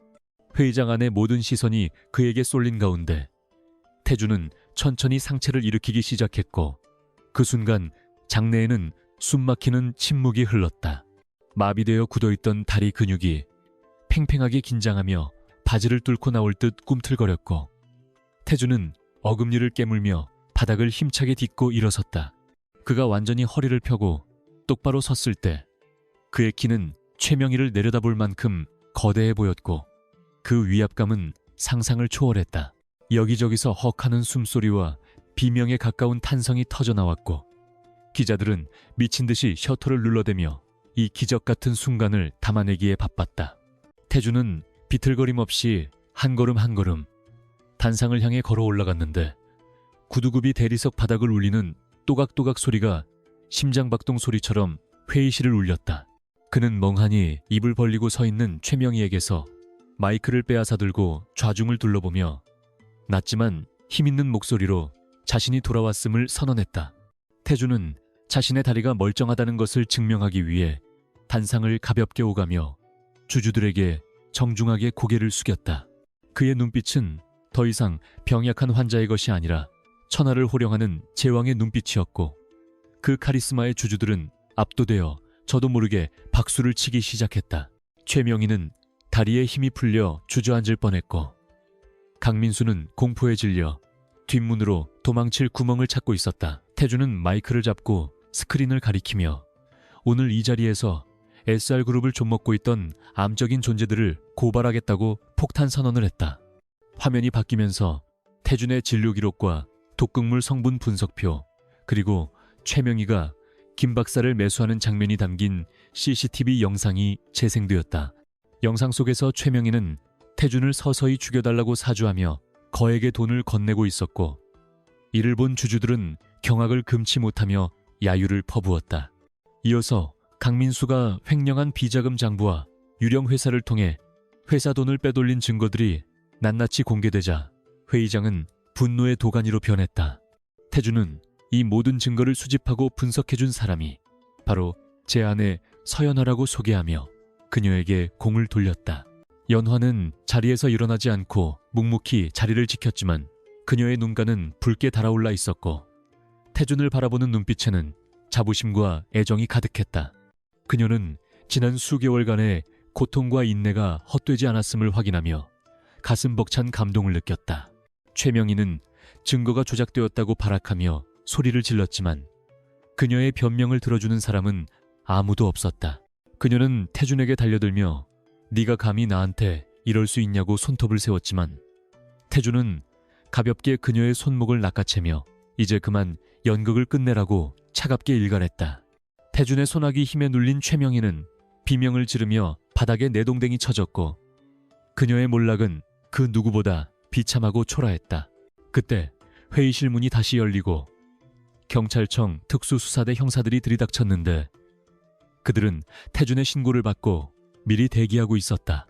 형사들은 최명희와 강민수에게 살인 미수 및 횡령 혐의로 체포영장을 제시하며 수갑을 채웠다. 강민수는 울부짖으며 형 살려줘라고 애원했지만 태준은 그를 차갑게 외면하며 법의 심판을 받으라고 냉정하게 말했다. 최명희는 끌려나가면서도 태준과 연화를 향해 저주를 퍼부었지만 그녀의 목소리는 주주들의 환호성과 비난 소리에 묻혀 사라져버렸다. 연화는 끌려가는 두 사람을 보며 일말의 동정심도 느끼지 않았는데 그것은 그들이 저지른 죄악이 너무나 크고 잔혹했기 때문이었다. 모든 소란이 정리되고 태준이 다시 마이크를 잡자 회의장에는 숭고한 정적이 흘렀다. 그는 주주들에게 지난날의 과오를 사과하고 앞으로 투명하고 정직한 경영을 하겠다고 약속하며 고개를 숙였다. 그는 자신이 다시 일어설 수 있었던 것은 기적이나 우연이 아니라 한 사람의 헌신적인 사랑과 뛰어난 의술 덕분이었다고 고백했다. 태준은 연화를 단상 위로 불러올렸고 수줍어하며 올라온 연화의 손을 높이 치켜들었다. 쏟아지는 박수갈채와 환호 속에서 두 사람은 서로를 바라보며 미소 지었고 그 미소는 그 어떤 보석보다 빛나고 아름다웠다. 주주들은 만장일치로 태준의 회장직 유임을 가결했고 SR그룹은 새로운 시대의 개막을 알렸다. 회의가 끝나고 텅 빈 회의실에 남은 태준과 연화는 창밖으로 보이는 서울의 전경을 내려다보며 긴 숨을 내쉬었다. 태준은 연화의 허리를 감싸 안으며 당신 덕분에 지옥에서 돌아올 수 있었다고 속삭였고 연화는 당신이 포기하지 않았기에 가능한 일이었다고 대답했다. 태준은 연화의 손등에 키스하며 이제 복수는 끝났으니 우리만의 행복을 찾아 떠나자고 제안했다. 연화는 창문에 비친 두 사람의 모습을 보며 비로소 모든 짐을 내려놓은 듯 편안한 표정을 지었다. 그들은 더 이상 쫓기는 사냥감이 아니라 숲을 지배하는 사자와 그 곁을 지키는 지혜로운 여왕이었다. 태준은 비서실장에게 지시하여 최명희 일가의 잔당들을 모두 숙청하고 회사를 빠르게 정상화시켰다. 그는 연화의 조언을 받아들여 직원들의 복지를 개선하고 사회 공헌 활동을 늘리는 등 따뜻한 리더십을 발휘하기 시작했다. 연화는 병원 경영에 참여해달라는 태준의 제안을 정중히 거절하고 대신 가난하고 소외된 사람들을 위한 무료 진료소를 열고 싶다는 뜻을 밝혔다. 태준은 그녀의 뜻을 존중하여 재단 설립을 전폭적으로 지원하기로 약속했고 두 사람은 각자의 위치에서 세상을 더 밝게 만드는 동반자가 되기로 했다. 그들의 사랑은 시련 속에서 피어났기에 더욱 단단하고 향기로웠다. 그날 저녁 태준과 연화는 처음 만났던 그날처럼 비가 내리는 창가에 앉아 와인을 마셨는데 분위기는 그때와는 천지 차이였다. 태준의 다리는 테이블 아래에서 연화의 다리와 장난스럽게 닿아 있었고 두 사람의 얼굴에는 여유와 행복이 넘쳐 흘렀다.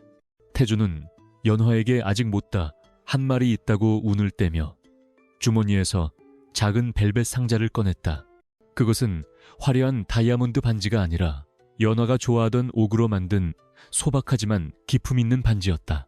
태준은 연화의 손가락에 반지를 끼워주며 나와 평생을 함께 해주겠냐고 물었고 연화는 눈물을 글썽이며 고개를 끄덕였다. 폭풍우가 지나간 자리에는 맑은 하늘과 찬란한 무지개가 뜨듯이 그들의 인생에도 비로소 화창한 봄날이 찾아왔다. 태준과 연화는 서로를 품에 안고 깊은 입맞춤을 나누었고 빗소리는 그들을 위한 축복의 교향곡처럼 들려왔다. SR그룹의 로비에는 태준이 휠체어에서 일어나 걷는 사진이 대문짝만하게 걸렸고 그 사진 밑에는 기적의 CEO와 그의 천사라는 문구가 새겨졌다. 세상은 그들을 현대판 신데렐라 스토리라고 불렀지만 그들에게 그것은 치열한 전투 끝에 얻어낸 값진 승리의 기록이었다.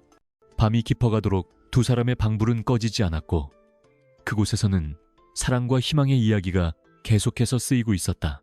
계절은 어느덧 혹독했던 겨울을 지나 생명이 움트는 봄으로 접어들고 있었으며 SR그룹 본가 정원에는 연분홍색 벚꽃이 흐드러지게 피어 흩날리고 있었다.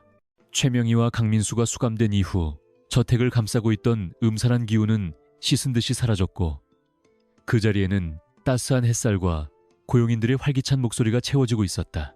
태준은 회장 취임 이후 눈코 뜰 새 없이 바쁜 나날을 보내면서도 매일 저녁이면 칼같이 귀가하여 연화와 함께 저녁 식사를 하는 것을 철칙으로 삼았다.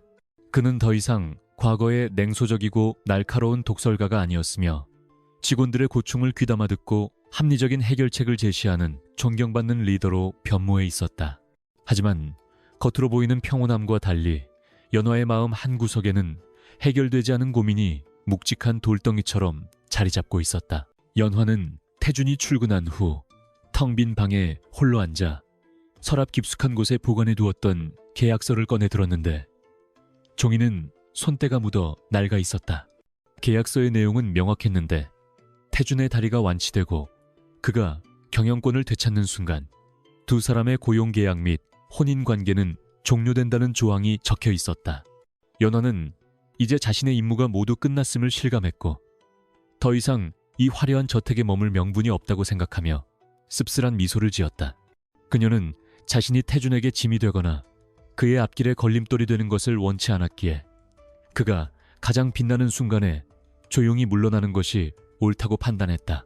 연화는 계약서를 책상 위에 올려두고 옷장 속에 넣어두었던 자신의 낡은 트렁크 가방을 꺼내 펼쳤다. 그녀가 챙길 짐은 많지 않았는데 화려한 명품 옷과 보석들은 모두 태준이 사준 것이었기에 손도 대지 않았고 오직 고향에서 가져왔던 무명옷 몇 벌과 낡은 침통 그리고 의학, 서적들만 챙겨 넣었다. 연화는 태준과 함께했던 추억이 서린 물건들을 하나씩 만져보며 울컥 치솟는 감정을 억누르려 애썼지만 눈가에 고이는 이슬은 어쩔 수 없었다. 그녀는 태준을 진심으로 사랑하게 되었지만 그와 자신은 사는 세계가 너무나 다르다는 현실적인 벽을 실감하고 있었다. 연화는 마지막으로 태준을 위해 다려놓은 보약 한 사발을 식탁 위에 올려두고 그 아래에 짧은 편지를 남겼다. 당신은 이제 혼자서도 충분히 강하니 부디 건강하고 훌륭한 회장이 되어달라는 내용의 편지에는 그녀의 진심 어린 염원과 애달픈 이별의 인사가 담겨 있었다. 한편 회사에서 회의를 주재하던 태준은 오후 내내 알 수 없는 불안감에 시달렸는데 가슴 한쪽이 뻥 뚫린 듯한 공허함이 그를 괴롭혔다. 그는 비서실장에게 집안의 동태를 확인하라고 지시했고 연화가 짐을 싸서 나갈 준비를 하고 있다는 보고를 받자마자 자리를 박차고 일어났다. 태준은 중요한 미팅을 모두 취소하고 직접 차를 몰아 집을 향해 질주했는데 핸들을 잡은 그의 손은 하얗게 질려 덜덜 떨리고 있었다. 그는 자신이 얼마나 어리석었는지 자책하며 연화가 없는 삶은 상상조차 할 수 없다는 것을 뼈저리게 깨달았다. 태준은 신호가 바뀔 때마다 초조함에 입술을 깨물었고 제발 늦지 않게 도착할 수 있기를 간절히 기도하며 엑셀을 밟았다. 연화는 트렁크를 끌고 정원을 가로질러 대문을 향해 걸어가고 있었는데 벚꽃잎이 그녀의 어깨 위로 눈처럼 내려앉아 이별의 순간을 더욱 애처롭게 만들었다. 그녀는 정원 한가운데 있는 벤치에서 잠시 멈춰섰는데 그곳은 태준이 처음으로 휠체어에서 일어나 걸었던 기적의 장소이자 두 사람이 수많은 이야기를 나누었던 추억의 공간이었다. 연화는 뒤를 돌아 저택을 바라보며 마음속으로 마지막 인사를 건넸고 다시는 돌아오지 않으리라 다짐하며 발걸음을 재촉했다. 그때 멀리서 굉음과 함께 태준의 차가 미끄러지듯 들어왔고 차문이 열리기도 전에 태준이 뛰쳐나와 그녀를 향해 달려왔다. 태준은 숨을 헐떡이며 연화의 앞을 가로막았고 그녀의 손에 들린 트렁크 가방을 빼앗아 바닥에 던져버렸다. 그는 연화의 어깨를 양손으로 꽉 잡고 흔들며 도대체 말도 없이 어디를 가는 것이냐고 소리쳤는데 그의 눈동자는 불안과 공포로 심하게 흔들리고 있었다. 연화는 태준의 눈을 똑바로 쳐다보지 못한 채 고개를 숙이고 계약이 끝났으니 원래 있던 곳으로 돌아가는 것이 맞다고 담담하게 대답했다. 태준은 기가 막히다는 듯 헛웃음을 터뜨리며 그깟 종이 쪼가리가 우리 사이를 정의할 수 있다고 생각하느냐고 반문했다. 그는 연화가 자신을 떠나려 했다는 사실에 화가 나면서도 그녀를 놓칠 뻔했다는 안도감에 다리가 풀릴 지경이었다. 연화는 태준의 가슴을 밀어내며 당신은 이제 대한민국 최고의 재벌 회장이고 나는 산골에서 온 초라한 의원일 뿐이니 서로 어울리지 않는다고 울먹이며 말했다. 그녀는 사람들이 당신의 배경에 흠집을 낼까 두렵다고 고백하며 이것이 당신을 위한 최선이라고 덧붙였다. 태준은 연화의 말을 듣고 가슴이 미어지는 통증을 느꼈고 그녀를 와락 끌어안으며 바보 같은 소리 하지 말라고 속삭였다. 그는 당신이 없으면 나는 다리를 고쳤어도 다시는 일어설 수 없는 폐인이 될 것이며 내 심장은 당신이 있어야만 뛴다고 절절하게 고백했다. 태준의 품 안에서 연화는 그동안 참아왔던 눈물을 터뜨렸고 태준은 그녀의 등을 토닥이며 그녀의 불안감을 씻어주려 했다. 태준은 연화의 손을 잡고 정원 한가운데로 이끌었는데 그곳은 두 사람이 함께 심어놓은 어린 소나무가 자라고 있는 곳이었다. 그는 주머니에서 꼬깃꼬깃해진 계약서를 꺼내 연화가 보는 앞에서 찢어 허공에 날려버렸다. 종이 조각들이 벚꽃잎과 섞여 바람에 흩어지는 모습을 보며 태준은 이제 우리 사이에 계약 따위는 없으며 오직 사랑만이 존재할 뿐이라고 선언했다. 그는 연화 앞에 무릎을 꿇었는데 이는 과거처럼 다리가 아파서가 아니라 한 여자에게 자신의 모든 것을 바치겠다는 숭고한 서약의 자세였다. 태준은 떨리는 목소리로 나를 고쳐준 의사가 아니라 내 영혼을 구원한 아내로서 평생 내 곁에 있어달라고 정식으로 프로포즈했다. 연화는 태준의 진심 어린 고백에 감동하여 말을 잇지 못하고 고개를 끄덕였고 태준은 환하게 웃으며 그녀의 손에 입을 맞췄다. 그는 미리 준비해 두었던 반지를 꺼내 연화의 약지에 끼워주었는데 그것은 화려함보다는 두 사람의 결속을 상징하는 심플한 백금 반지였다. 두 사람은 흩날리는 벚꽃 비 아래서 깊은 입맞춤을 나누었고 서로의 체온을 느끼며 영원히 헤어지지 않겠다고 맹세했다. 정원의 고용인들은 멀리서 이 아름다운 광경을 지켜보며 조용히 박수를 보냈고 저택의 공기는 축복과 환희로 가득 찼다. 그날 밤 두 사람은 각 방이 아닌 하나의 침대에서 서로를 품에 안고 잠들었고 더 이상 악몽을 꾸지 않았다. 시간은 빠르게 흘러 1년이라는 세월이 지났고 SR그룹은 태준의 혁신적인 경영 덕분에 역대 최고의 실적을 기록하며 승승장구하고 있었다. 하지만 태준이 가장 심혈을 기울인 사업은 수익 사업이 아니라 연화와 함께 설립한 희망의료재단이었다. 서울 외곽의 경치 좋은 곳에 세워진 이 무료 진료소는 가난하고 소외된 이들에게 최상의 의료 서비스를 제공하는 안식처로 자리 잡았다. 연화는 재단의 이사장직을 맡아 직접 환자들을 진료하고 약을 처방하며 자신의 꿈을 펼쳐나갔다. 그녀는 더 이상 숨어서 치료하는 무명의원이 아니라 세상에 당당하게 이름을 알린 명의로서 존경받는 삶을 살고 있었다. 진료소 개관 1주년 기념식이 열리던 날 태준은 바쁜 일정을 뒤로하고 한 걸음에 달려와 연화의 곁을 지켰다. 그는 정장을 벗어던지고 편안한 옷차림으로 갈아입은 뒤 연화를 도와 약재를 나르고 환자들의 말동무가 되어주었다. 거만한 재벌 회장의 모습은 온데간데 없고 아내를 돕는 다정한 남편의 모습만이 남아있는 그를 보며 사람들은 찬사를 보냈다. 연화는 땀 흘리는 태준의 이마를 손수건으로 닦아주며 행복한 미소를 지었고 태준은 그런 그녀를 사랑스러운 눈빛으로 바라보았다. 두 사람은 서로의 존재가 있기에 자신이 완전해질 수 있음을 매 순간 느끼며 감사했다. 기념식이 끝나고 노을이 질 무렵 태준과 연화는 진료소 뒤편에 산책로를 걸으며 오붓한 시간을 보냈다. 태주는 튼튼해진 두 다리로 연화의 보폭을 맞추며 걷는 이 평범한 일상이 얼마나 소중한 기적인지 다시금 되새겼다. 그는 연화에게 당신을 만나지 못했다면 나는 여전히 어둠 속 휠체어에 갇혀 세상을 저주하며 죽어갔을 것이라고 고백했다. 연화는 태준의 손을 잡으며 당신이 스스로 일어서려는 의지가 있었기에 내 의술이 통했던 것이라며 겸손하게 대답했다. 두 사람은 서로에게 서로가 구원자였음을 인정하며 잡은 손에 더욱 힘을 주었다. 태주는 산책로 끝에 있는 언덕에 올라 연화를 백허그로 감싸 안으며 저물어가는 태양을 바라보았다.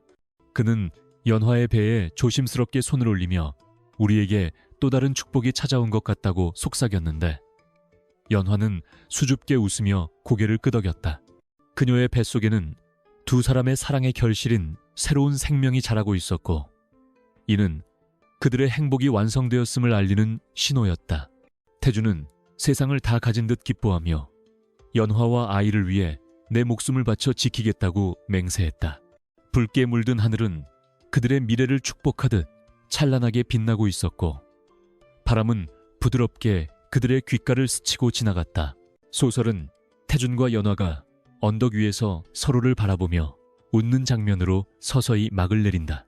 그들의 이야기는 억지로 맺어진 정략 결혼과 비극적인 사고로 시작되었지만 결국 서로의 상처를 치유하고 진정한 사랑을 완성하는 해피엔딩으로 귀결되었다.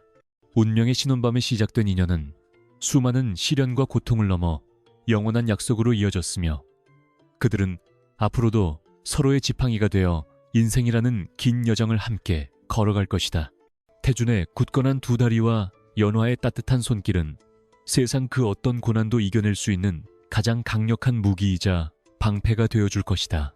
마지막 장면에서 카메라는 두 사람의 뒷모습을 비추다가 서서히 멀어지며 진료소 입구에 걸린 현판을 클로즈업한다. 현판에는 치유와 사랑이라는 글귀가 선명하게 새겨져 있었고 그 아래에는 작은 들꽃들이 만발해 있었다. 폭풍우가 지나간 자리에 피어난 꽃들은 더욱 강인하고 아름답듯이 그들의 사랑 또한 영원히 시들지 않을 것임을 암시하며 이야기는 끝을 맺는다. 어둠을 뚫고 솟아오른 태양처럼 그들의 앞날에는 오직 밝은 빛만이 가득할 것이다.